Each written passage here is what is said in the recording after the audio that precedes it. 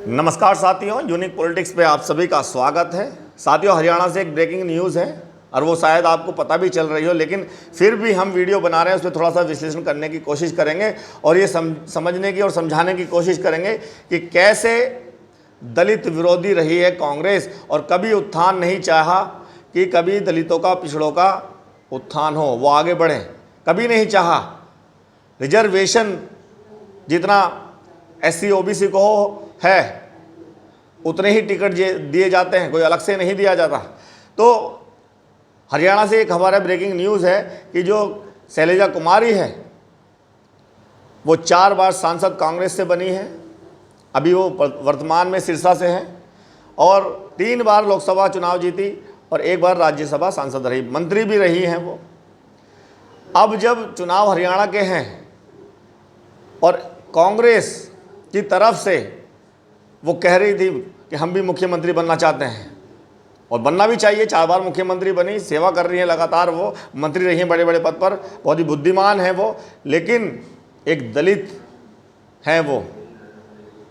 और जो हुड्डा समर्थक हैं या कांग्रेस कहिए एक तरह से, वो उन पर जातिगत टिप्पणी कर रहे हैं, उनका अपमान कर रहे हैं। इसलिए आकाश आनंद जी ने संज्ञान लेते हुए इस बात को देखते हुए कहा है उनसे कि आप आइए और बहुजन समाज पार्टी में आइए, आपको सम्मान मिलेगा, जो सम्मान आपको मिलना चाहिए वो आपको मिलेगा। तो बहुजन समाज पार्टी अगर वो ज्वाइन करती हैं तो मैं दावे के साथ कह सकता हूं कि आने वाले समय में हरियाणा की वो प्रदेश अध्यक्ष भी हो सकती है, जो पद मांगेंगी वो शायद बहन जी उनको देंगी भी। और दूसरा कि मुख्यमंत्री की दावेदार आने वाले समय में वो हो सकती हैं। इस बार हरियाणा में गठबंधन है, इनेलो और बसपा का गठबंधन है, उसमें HLP भी शामिल हो चुकी है। तो अभी अभय चौटाला मुख्यमंत्री होंगे, लेकिन आने वाले समय में अगर वो बहुजन समाज पार्टी को ज्वाइन करती हैं तो उनको फ़ायदा मिलेगा और उनको जो सम्मान मिलना चाहिए वो मिलेगा। हरियाणा में जितनी आबादी दलितों की है उतनी लगभग वहाँ जाटों की है, कोई ज़्यादा फर्क नहीं है। तो इसीलिए बड़ा चेहरा है शैलजा कुमारी, लेकिन उन पर इस तरह की अभद्र या जातिगत टिप्पणी करने का मतलब ये है कि ये कांग्रेस का चेहरा है और कांग्रेस हमेशा से दलित विरोधी रही है। दलितों का, पिछड़ों का, माइनॉरिटी, मुसलमानों का कभी भला नहीं, सिर्फ वोट उनका लिया है। आप सभी जानते हैं कि उसमें कांग्रेस के अंदर जितने भी शेड्यूल कास्ट के लोग हैं जो सांसद है, ये दूसरी पार्टियों में हैं, BJP में है, उनको तो टिकट देने ही पड़ेंगे उतने जितना रिजर्वेशन उनका है। तो रिजर्वेशन के हिसाब से जहाँ SC सीट होती है वहाँ से चुनाव लड़ा जाता है। लेकिन उनको समझना ये पड़ेगा कि आपका सम्मान, मान सम्मान कहाँ पर है, बहुजन समाज पार्टी में है। और मायावती जी ने जितना सम्मान दलित, पिछड़ों, मुस्लिमों को दिया है ये सभी जानते हैं। मुसलमानों में किस तरह से उन्होंने बड़े बड़े मंत्रालय दिए हैं, पिछड़ों को आज उत्तर प्रदेश में प्रदेश अध्यक्ष OBC समाज से, पिछड़ी जाति से। तो BSP के राष्ट्रीय अध्यक्ष मायावती जी हमेशा हर किसी को सम्मान देती हैं, कभी किसी का अपमान बहन जी ने नहीं किया है। तो आकाश आनंद ने इस न्यूज़ पर, ब्रेकिंग न्यूज़ पर जो शैलजा कुमारी पर टिप्पणी की गई है उसको देखते हुए उनको ऑफर दिया है एक तरह का। अगर वो मान लेती हैं तो उनको फ़ायदा मिलेगा, आने वाले समय में बहुत फ़ायदा उनको हो सकता है।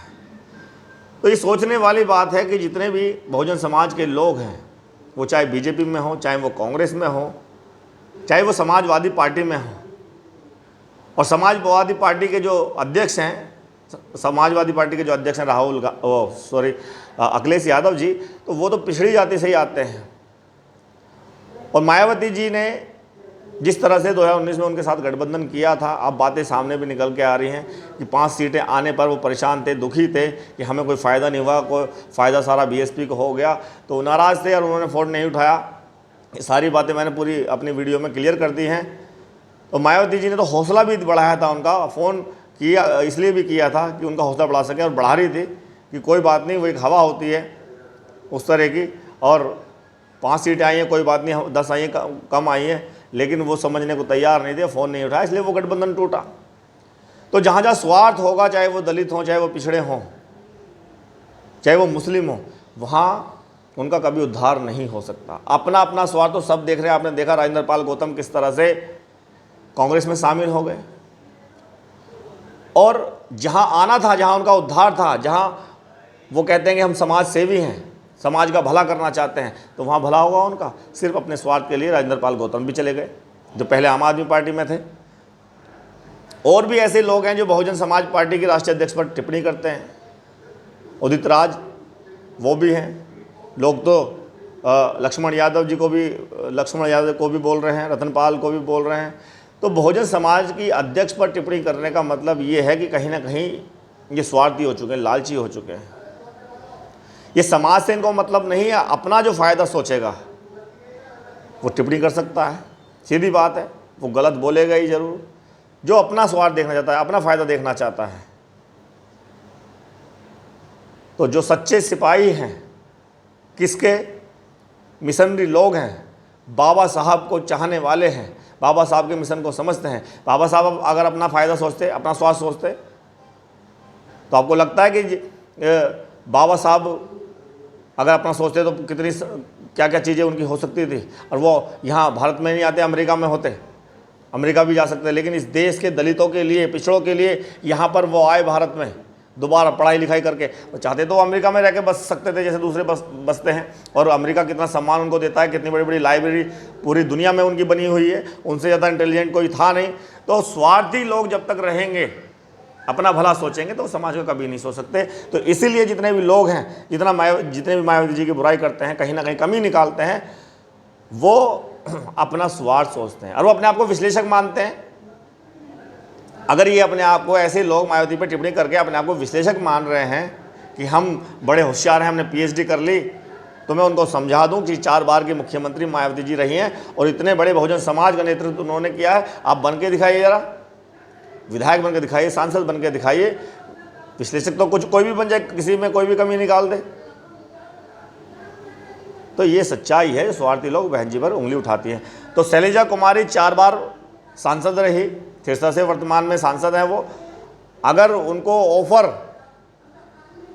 आकाश आना जी ने दिया है, तो इसका मतलब मायावती जी के कहने पर दिया है। और मायावती चाहती हैं कि शैलजा कुमारी जी बहुजन समाज पार्टी के साथ आएँ, और अगर साथ आती हैं तो उनको बड़ा फ़ायदा होगा और दलितों में खुशी होगी। हरियाणा में जितना भी दलित है वो सारा का सारा खुश होगा। अगर इस तरह से दलितों का अपमान किया जाता है किसी भी पार्टी में, और हुड्डा समर्थक जिस तरह से कर रहे हैं, तो वो नाराज़, कोई भी कांग्रेस को वोट नहीं देगा। अगर कांग्रेस ये सोच रही है कि दलितों का वोट उनको हरियाणा में मिलता आया है, हाँ मिला उनको वोट। कई जगह ऐसे राज्य हैं जहाँ पर बहुजन समाज पार्टी कमज़ोर है, तो वहाँ दलित कांग्रेस के पास जाते हैं। राजस्थान में भी जाते हैं, मध्य प्रदेश में भी चले जाते हैं। लेकिन दलितों का अपमान करने का मतलब ये है कि अब उनको वहाँ कुछ नहीं मिलने वाला।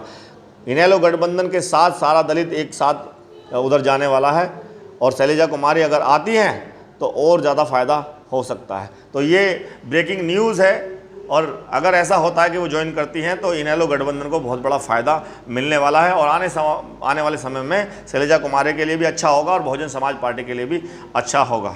और ये गठबंधन जो बहन जी कर रही हैं उन पार्टियों से, जैसे बहन जी ने पहले कहा था कि जो NDA के साथ नहीं है और जो इंडिया के साथ नहीं है, हम उनके साथ गठबंधन करेंगे। तो बहन जी ने कहा था कि हम उनके साथ गठबंधन करेंगे जो ना NDA में है और ना ही इंडिया के साथ है, क्योंकि कांग्रेस की मानसिकता वही है और BJP की मानसिकता वही है। वो कभी दलित, पिछड़े और अल्पसंख्यक मुस्लिमों का भला नहीं चाहते, सिर्फ इनका वोट लेना चाहते हैं। और ये सारी चीज़ें आपने भी देखा कि SC ST पर जो कानून आया उनके पक्ष में रहे कि हाँ ऐसा ही कानून होना चाहिए, इनको बांट देना चाहिए। जो अंग्रेज़ों की राजनीति रही है, फूट डालो राज करो, उस तरह की मानसिकता कांग्रेस की है। और अब चंद्रशेखर आज़ाद को लेकर भी ये बात उठ रही है। इस पर मैं वीडियो विस्तार से बनाऊंगा। अभी मैं शैलजा कुमारी पर ही चर्चा करना चाहूँगा क्योंकि ब्रेकिंग न्यूज़ है। तो कमेंट में मुझे बताइए कि शैलजा कुमारी को बसपा ज्वाइन करनी चाहिए या नहीं करनी चाहिए। तो समर्थक जितने भी हैं वो तो कहेंगे, लेकिन फिर भी कुछ लोग एक विश्लेषण करके बताते हैं। मेरी वीडियो पे मैंने ऐसे कमेंट देखे हैं जो विश्लेषक हैं और कमेंट करते हैं और वो बहुत बढ़िया लिखते हैं। तो मैं चाहता हूँ वो अपना विश्लेषण करके कमेंट करें। बहुत बहुत धन्यवाद। नमस्कार।